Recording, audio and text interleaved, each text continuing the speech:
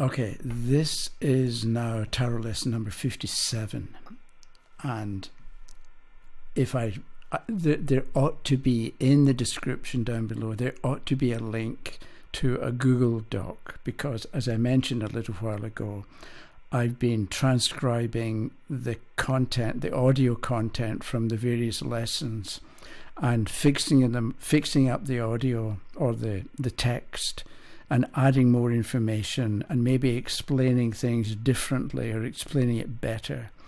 And the idea is to have a Kindle version of the lessons and a paperback.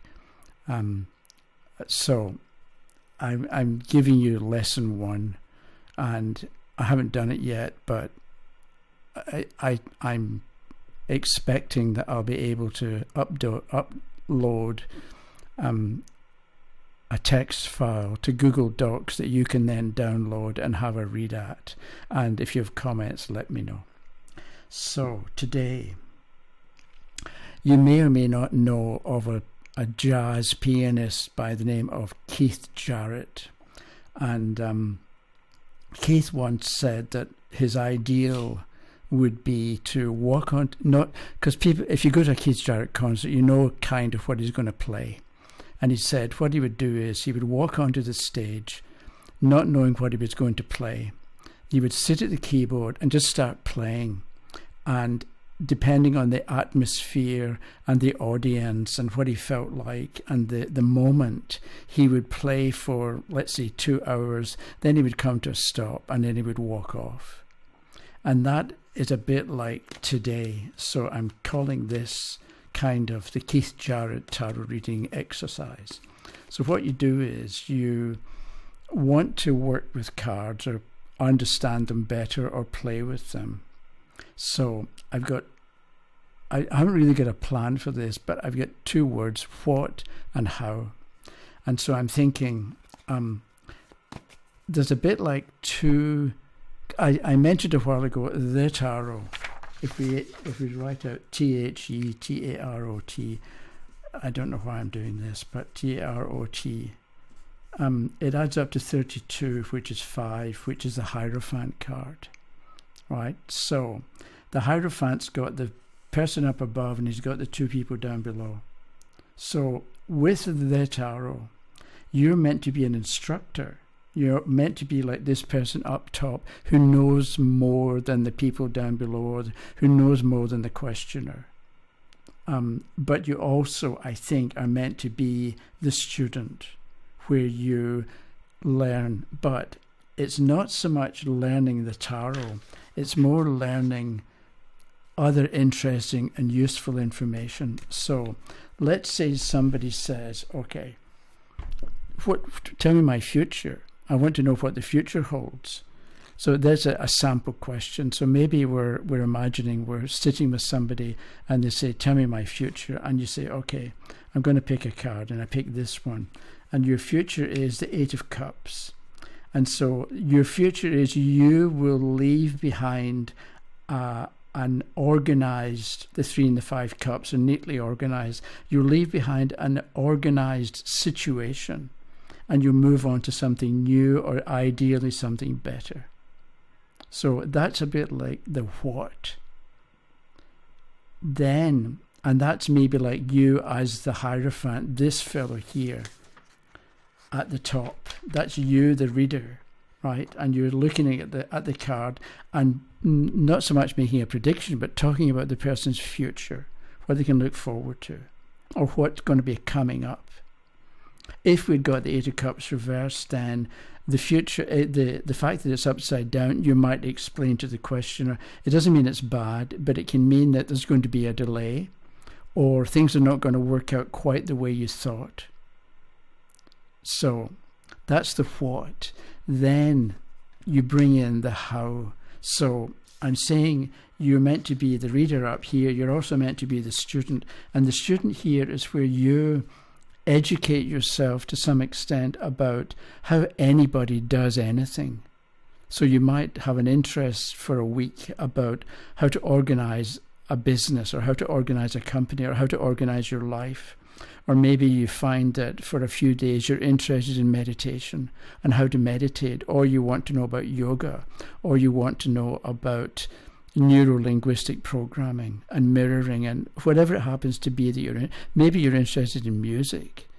There's something about you being motivated to study music for a bit or to look at music that you will find useful later, because somebody's going to ask you a question about how do I want to play the piano, how do I do it?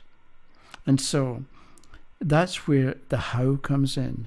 So the person says, what's my future? And you say, it's the Eight of Cups upright. So you're going to leave behind, because cups is emotion, you might say, you'll leave behind an emotionally sorted out situation, because the 3 and the 5 representing emotions are neatly arranged.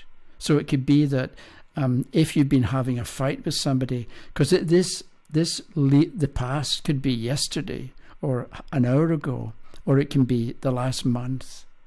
So over let's say the last month or the last hour, you had an emotional run-in with somebody, or somebody criticized you or complained about you.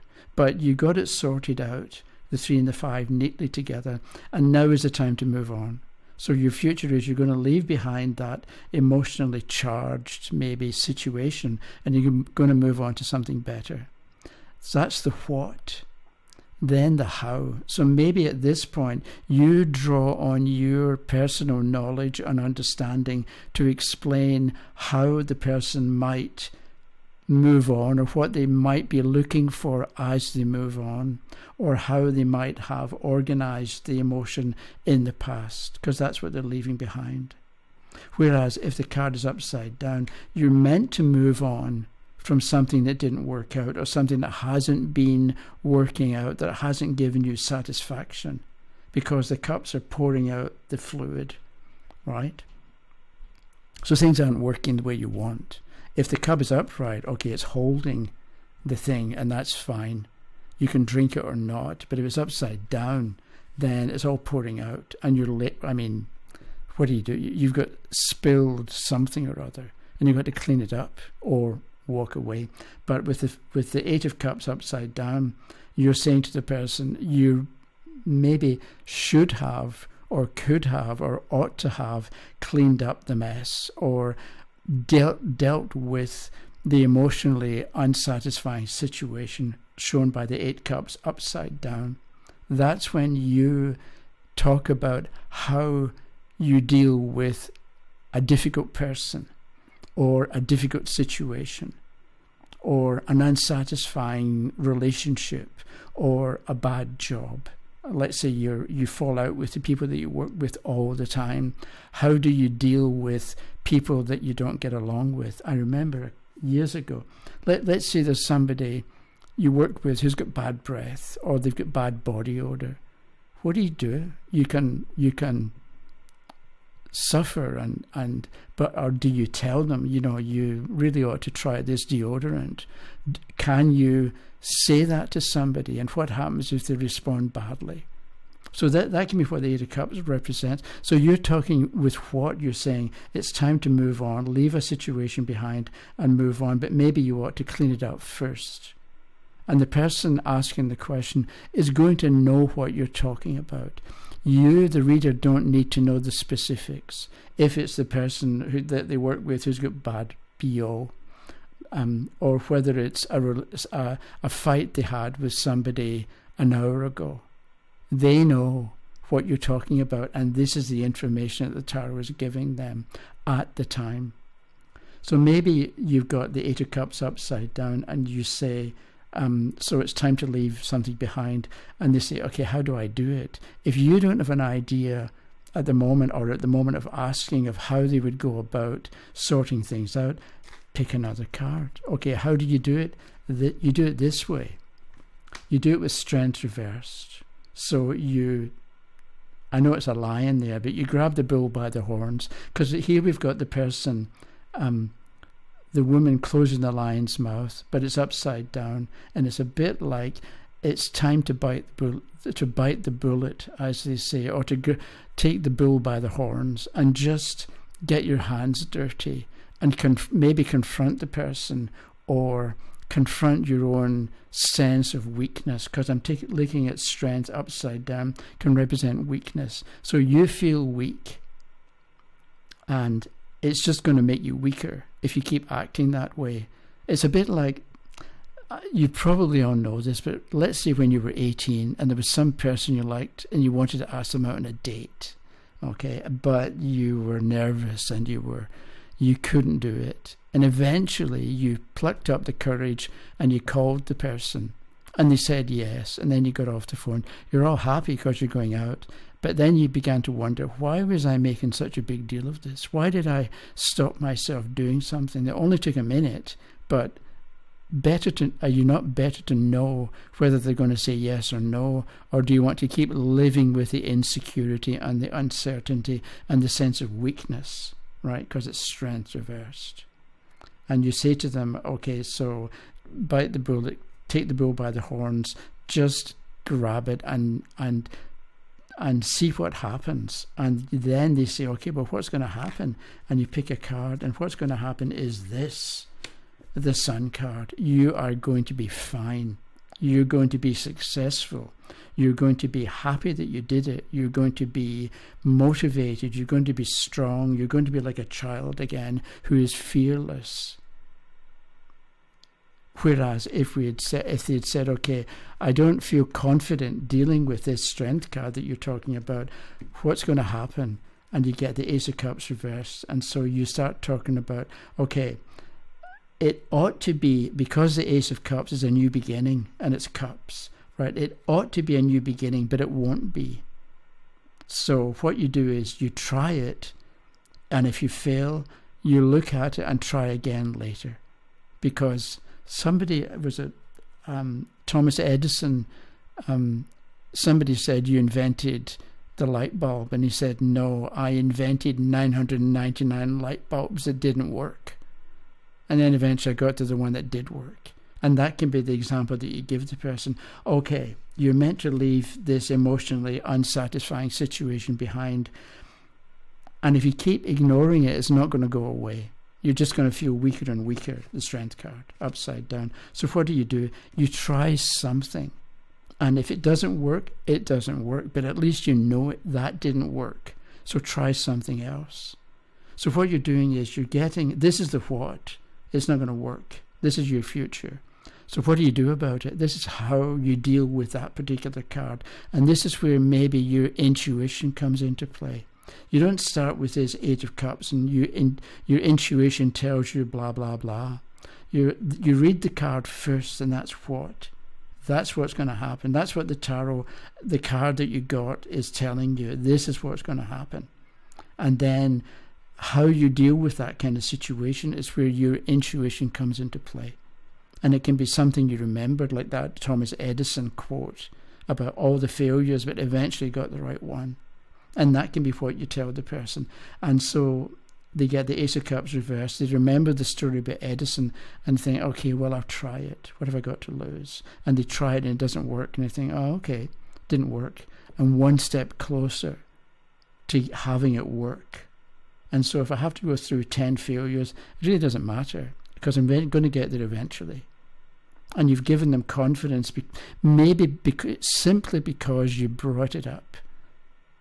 Because a lot of times with people, you don't want to talk about something, or you don't want to share a sense of weakness or a doubt that you've got. And all it does is get bigger and bigger. Have you ever had something stuck between your teeth? It can be a tiny little pip from a strawberry or something like that, or a raspberry, and it gets stuck between your teeth, and you keep playing with it with your tongue, and it seems it's like that size. It seems this size. Then when you eventually get it out, it's minuscule. You can hardly see it.